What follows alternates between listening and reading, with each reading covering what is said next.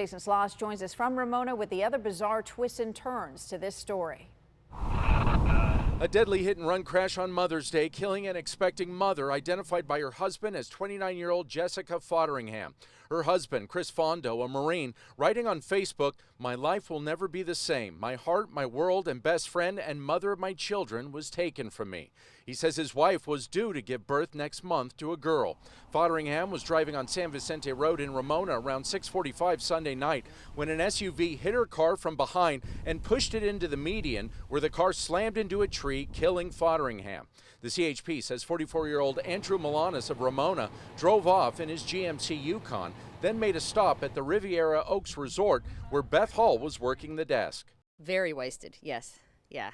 He smelled, you could smell the alcohol when he walked in the door. He was saying that he had had an argument with his wife and just wanted to get a room for a few nights for his wife to come and stay here.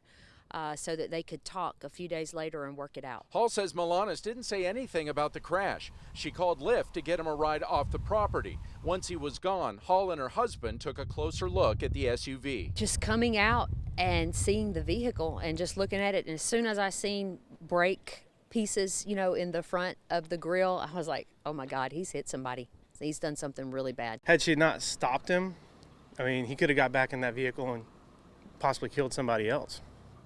Because in his state, he just had no business being behind the wheel. As Milanis' SUV was towed away, deputies called the Lyft driver, who told them he dropped Milanis off at the Turkey Inn bar on Main Street. A bartender says Milanis was there only for a few minutes when deputies came through the door and took Milanis into custody. I've talked with a couple of witnesses off camera who are giving statements here at the sheriff's substation saying that they saw Milanis coming out of a bar and driving wildly just before the crash. Milanis was booked for felony DUI, hit and run, and gross vehicular manslaughter. His bail is now at $1 million and he's expected in court Wednesday. In Ramona, Jason Sloss, Fox 5 News. All right, we want to join